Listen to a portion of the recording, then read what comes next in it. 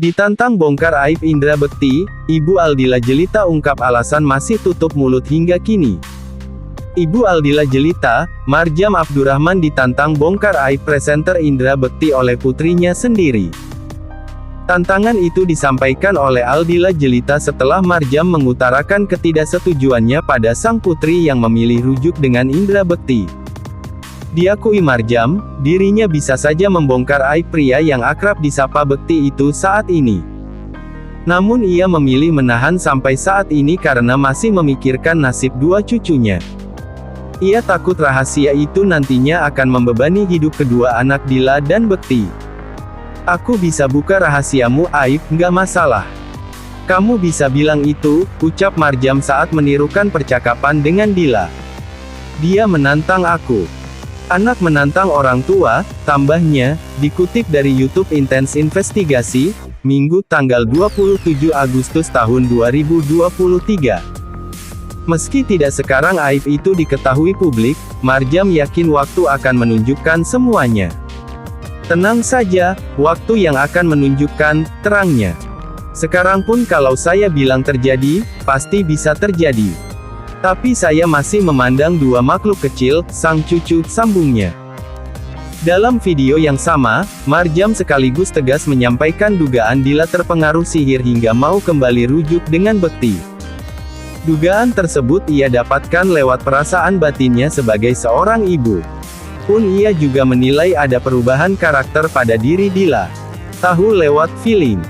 Kamu bisa mengenali karakter anakmu selama 38 tahun, tiba-tiba karakter berubah karena apa?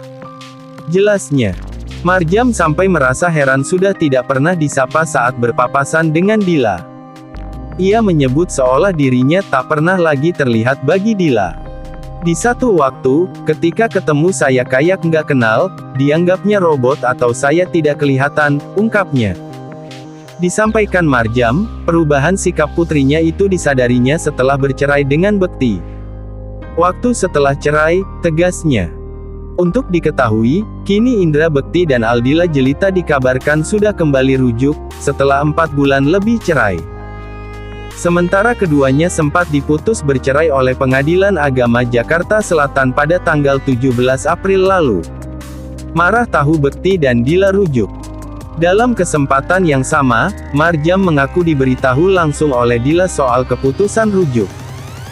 Ia bahkan sampai terkejut hingga marah saat tahu sang putri akan kembali ke pelukan Bekti.